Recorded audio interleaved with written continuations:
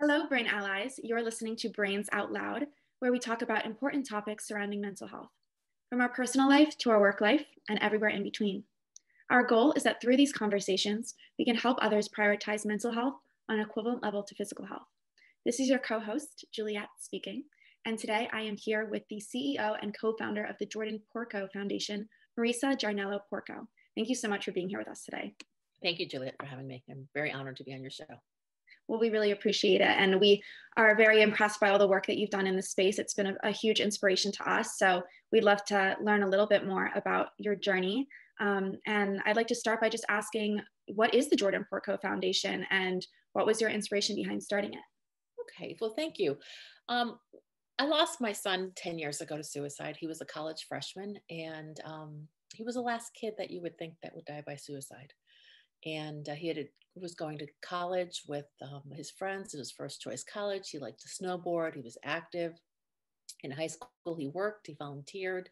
He had a lot of friends. He's just an average kid, right? And when I got the call in February when he died, first of all, obviously you can imagine I was extremely shocked. Like, he was up in Vermont. I'm like, oh my God, you got the wrong kid, right? Mm-hmm. And one of the things that kind of came out of it is that if Jordan could die by suicide, this could happen to anybody. And we needed to make something good come out of his death.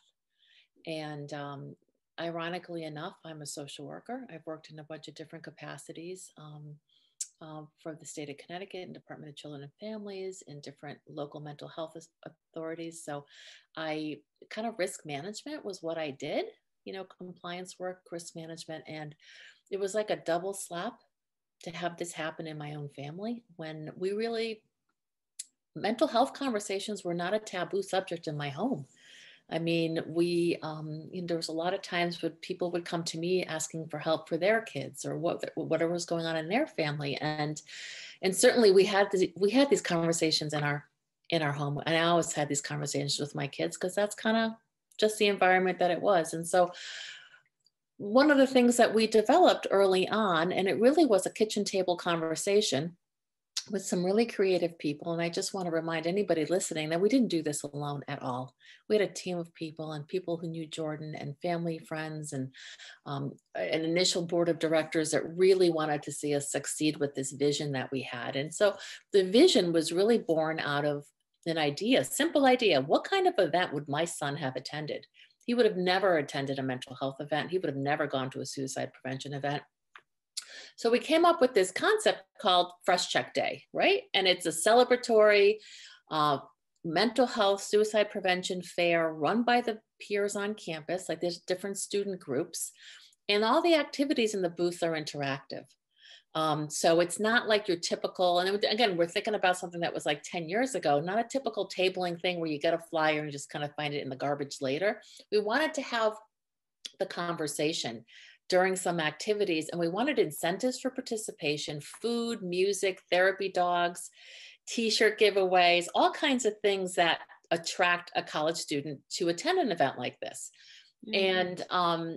And one of the things about Fresh Check Day is you never really know who's going to show up. It could be somebody who's just heading to class or hears something outside their dorm room or, just kind of stumbles on it by mistake. And so it's got this wide net for participation, right? And it's a primary prevention program when we're talking about this in the field. And part of it has a little suicide. One of the booths is mandatory, has a suicide prevention message. But I think one of the things about this college program is that it's really about kind of getting people where they're at, right? So it may not be that someone attending is struggling, but maybe their roommate is, or their friend is, or they're not really feeling connected, or they feel like they're alone and that nobody else is experiencing what they're experiencing, right? Maybe they want to just, sometimes everybody tells you during orientation where the counseling center is. But really, is anybody really paying attention? But it's really cool if the counseling center is there. And oftentimes they are the point person that we're organizing with, this event with. And, kind of a friendly face behind a booth doing something fun. And then other times there's either substance abuse screening or depression screening, which really all of a sudden kids think, well, this is part of the event. I'm going to do it anyway. right? And so we have some amazing stories about the impact of having a depression screening during these events in terms of some of the outcomes, right? And so really we piloted this program back in 2012, really being peer centered, and we're in 43 states and over 250 colleges across the country. And we are, for many colleges, a tradition on campus as part of their mental health messaging and suicide prevention message. So again, really a simple concept, but really only came out because I have we kind of took off in Connecticut the first couple of years and really had a great team of people rallying for this to work out. And kids had fun and got the message at the same time. So. And you mentioned that you were very surprised when you found out about your son. When you go back and think about his life before he passed away, were there any signs that you can now recognize, or was it something that was just still a complete and utter shock? I think it was a complete and utter shock because, in high school, my house, the kids, everybody came to my house, right? The kids hung out and we had family vacations and everything that was going on and everything that he was going through, it was, if there was anything, we thought this is just normal adolescent behaviors, right? He's a growing young man. What happened during the winter break was, and it's really, when we talk about suicides, it's always a confluence of factors, right? It's never just one thing. And I think a lot of times people just want to point the finger, oh, it was this, or it was this, you know what I mean? And I can tell you with all honesty that it was so many different things. One of the conversations we had with Jordan was he kind of thought everybody had it figured out. Everybody else had it figured out in terms of what he was doing. And we had said to him, hey, Jordan, you don't have to go back. You can take a gap year. I mean, we were totally all about that. I don't think every 17, 18-year-old knows what they want to do for the rest of their life, right? And especially in Europe, people do take gap years. It's kind of a normal transition time, right? To kind of figure it out. We also looked at his course load and said, God, you're taking a whole bunch of heavy things. Like, maybe you lighten your load a little bit. Don't be so heavy on yourself with like these philosophy classes. And so we tried to advise him, and he said, you know what? And then he was thinking maybe he'd want to change majors. There was a college down the street in Vermont that might have had something more adaptable to him, but he's with friends. And again, all this stuff I think felt as like he would be a failure if he couldn't figure it out. One of the other things we found out is that there was a lot of, he was smoking a lot of pot. I'm just going to put it out there, right? And I know we're legalizing marijuana, but the reality is my son had some physical health issues related to allergies and some conditions that, and I've talked to so many other moms who feel the same way. It's almost like people are kind of not even necessarily ashamed, but it's definitely the audience, right? Because it's not like everybody's smoking pot, but not everybody's dying by suicide, right? But I think that for some of us, we really believe that if you had the genetic makeup that was a little bit different, and you had the gene receptors and some of the stuff that I know is being taught and being researched, I think that may have had that and the stress of college, a really, really tough winter up in Vermont. I think it was the first time in 30 years I had closed down because there was like feet of snow. Wow. So you have that seasonal affective, you had genetic, right? A genetic predisposition. We have people on both sides of the family that struggle with mental health issues. I mean, we knew this, we talked about it, right? Put that all together and the impulsivity of a young man, who's dealing with a bunch of different things. And really and I think he put a lot of pressure on himself. I think he appreciated the privilege of being able to go to college, but I think, you know what I mean? It was a little bit of everything. And so in retrospect, a lot of the stuff we didn't know right away. After we had gotten his bank statements, we had realized he was blowing through all the money he had saved from working over the break and during summer, which he hadn't done for a semester. And he started chain smoking, something that he didn't do before. He was smoking cigarettes like nonstop, and had lost, when we had not seen him for 30 days after we had dropped him off, and he had lost a lot of weight. So there was just a little bit here and a little bit there. Just I think that when you're in that really dark place, and I know I've been in a really dark place, different points in my life, but also especially after the death of my son, and the anxiety and panic attacks and experiencing all that, um, we felt that part of the programming would be to educate others about warning signs in a very brief way. And I think as a social worker, I've been a social worker since 1986, a really, really long time. Um, there was a thinking that the only person, or the only people that really could have these conversations were clinical, you know, people trained clinicians, right? Clinicians that were trained, or doctors or whatever. And I think what we're finding out is that the most important, peer support, right? And everybody can learn to ask a question. And when you think about things like QPR, right? It's like CPR. We can teach anybody how to do CPR. We can teach people what warning signs are. We can teach them how to ask a question. And that really, suicide prevention is everybody's responsibility. So we kind of wanted to kind of put that into that program so that we could just raise awareness, because if it's never on anybody's radar. And I know that Jordan's death impacted our community at large, in terms of everybody kind of started looking at their kids a little differently. And and I know some people asked the questions, or some people started reading their kids' diary, like things that we don't realize, or we didn't realize how much our kids were struggling. Especially even, like, I think now we know it more, but even in 2011, with the onset of the smartphone and just social media being, just bubbling out there, and this whole kind of the impressions that I think everybody has, adults and kids, everybody else's life is perfect, right? And it's not real. It's just not real. So kind of bringing all that stuff to the table is why we built what we did. And I think that, and why it's been successful, because it really resonated.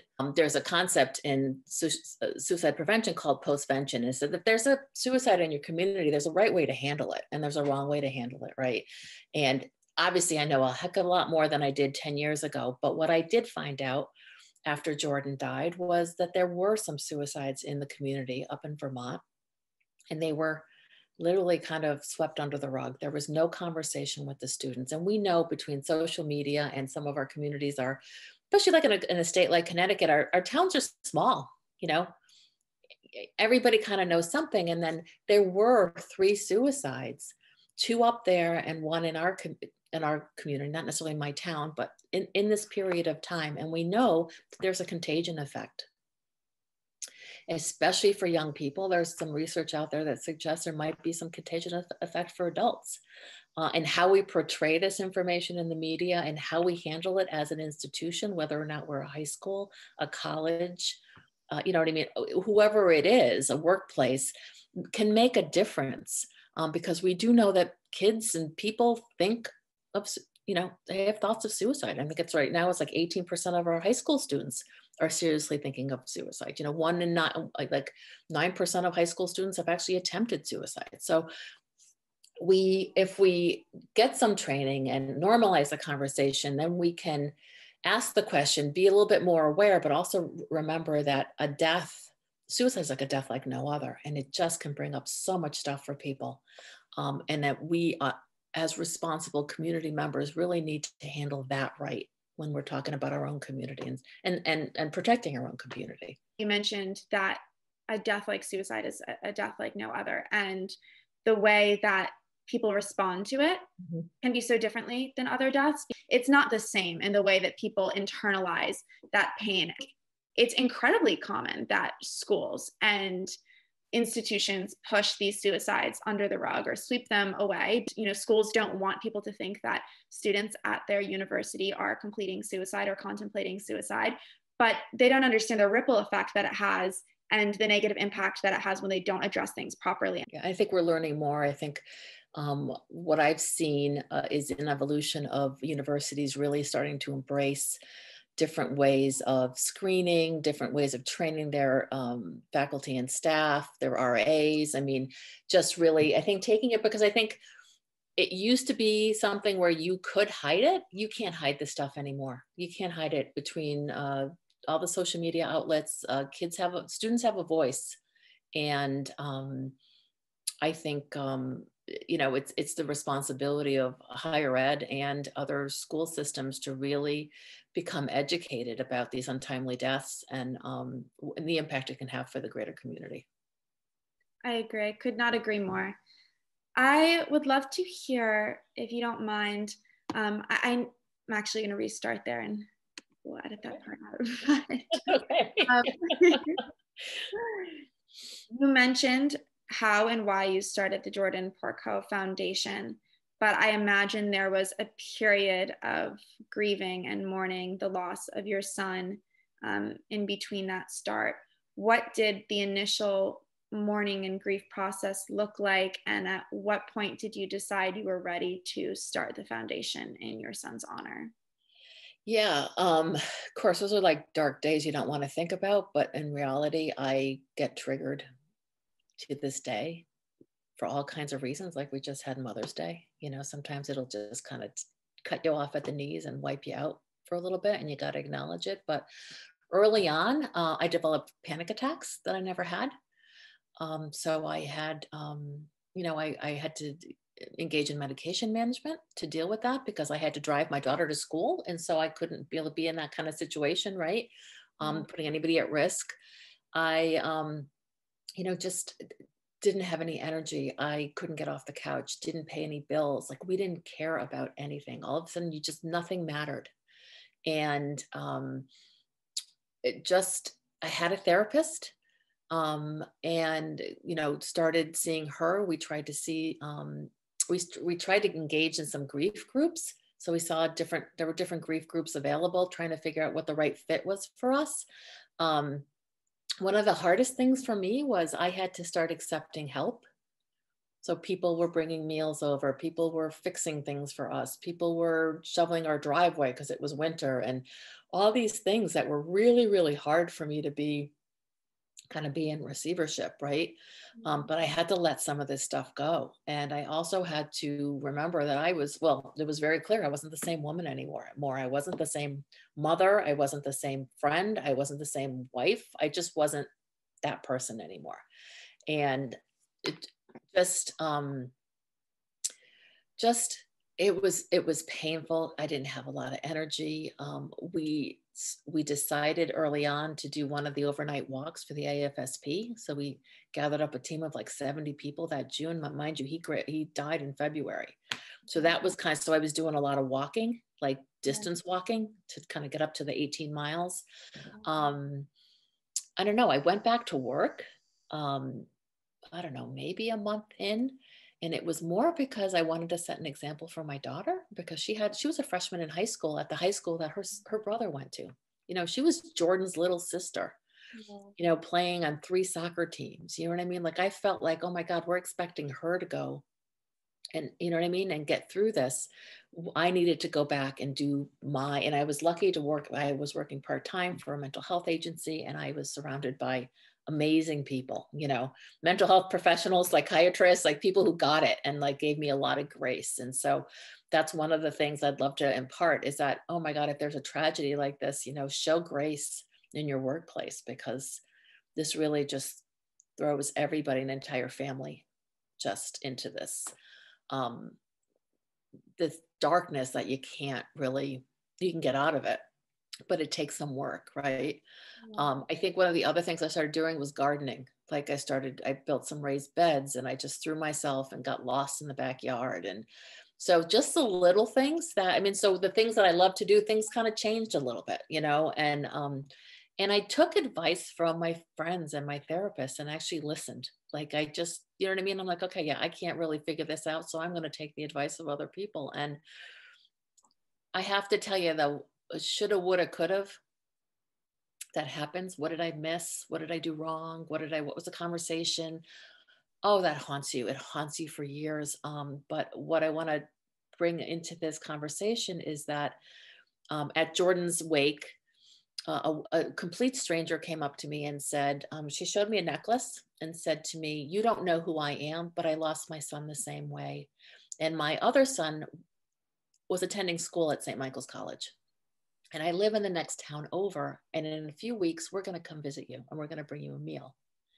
And I have to say to all the mothers and fathers and siblings and best friends that are out there, there is nothing more than it's just so healing to be with other people who have a similar story.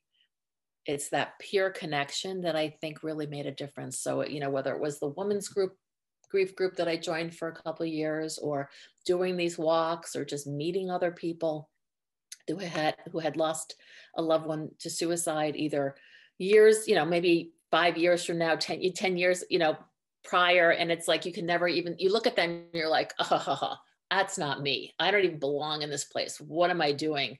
And then all of a sudden, I'm that woman now in 2021 that is 10 years out. And so anybody listening to this saying, God, there is hope, and being with those people shows you that there's hope. Because all of a sudden we're in this weird club that nobody wants to be in, but we can share things and say things that you probably can't necessarily say to just anybody. You know what I mean? Kind of all the thoughts that you have in your head that you're like, okay, this is, no, this is what I'm dealing with. Oh my God, it's Mother's Day, another Hallmark holiday, you know what I mean? And it's not so wonderful for everybody, and blah, blah, blah. And so I think those are the pieces that got me to where I am today, kind of tapping into my creativity, the need to grow things, keep on walking, kind of trying to learn new things. I mean, I find a lot of these things therapeutic. I'm still in therapy.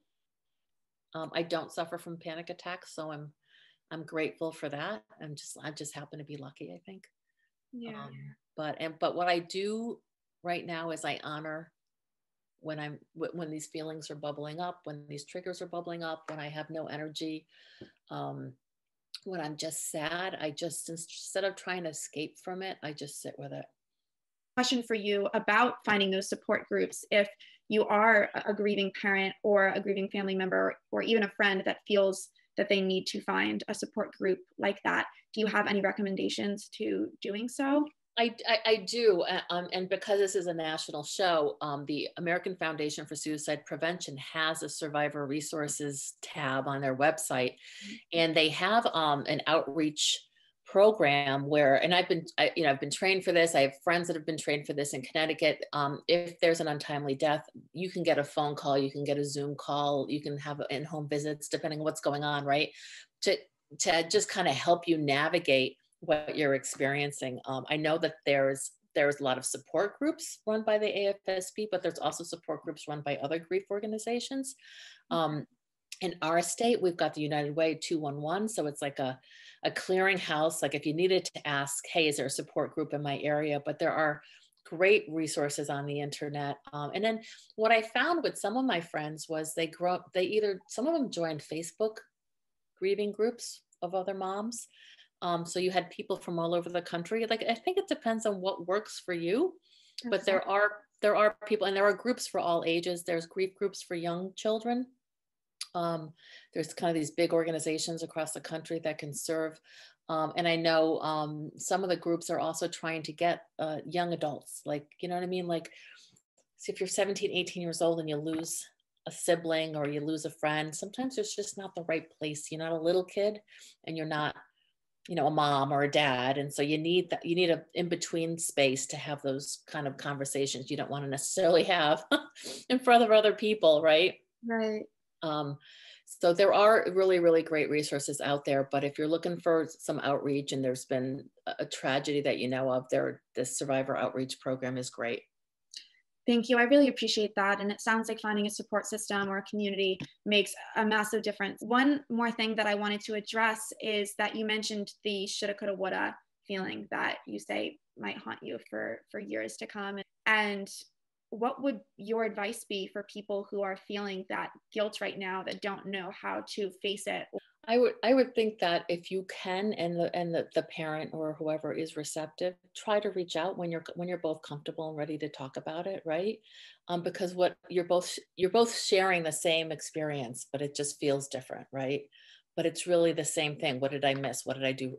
Did I do anything wrong? Did I say anything wrong? I mean, it's all this thinking that is not necessarily even accurate, right? Because I think some of the pieces of advice that were given to me early on was one of this is that we're not God, right? We don't know what's in that person's mind. And for a lot of the research that's been out there, sometimes it's a 5-minute decision.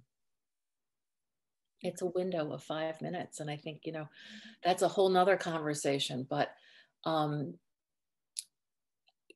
think what happens in the evolution of grieving a loved one, you play this out over and over and over again, but you finally kind of come up with your story. It doesn't mean that it's not going to come up for you again a year later, 6 months later, or whatever, but you find a way to organize it in your mind.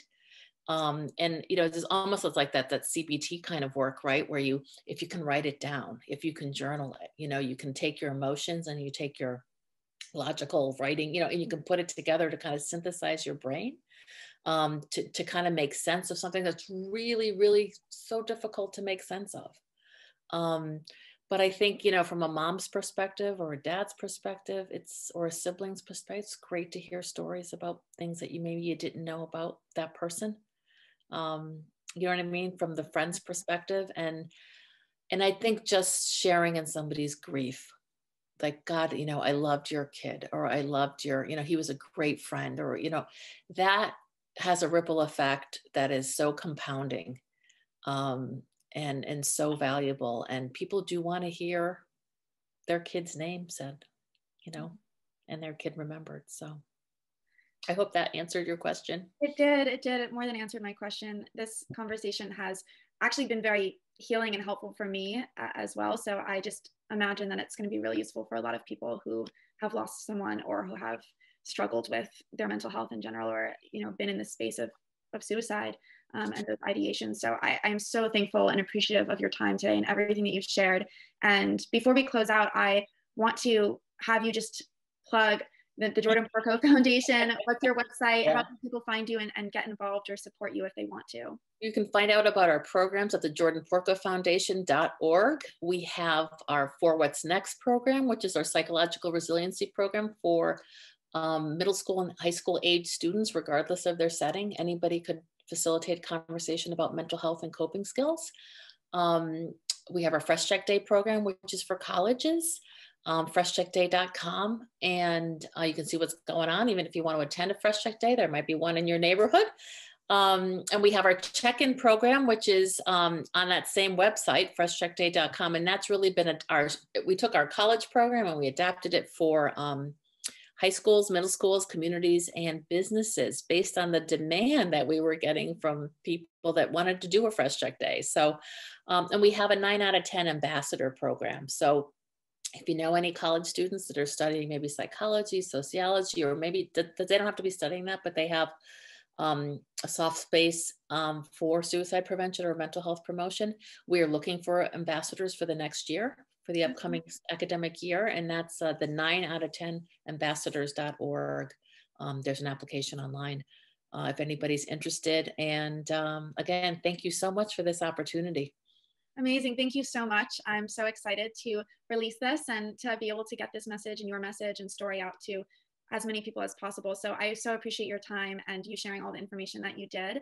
And thank you for our listeners. This is Brains Out Loud, and we are done for today.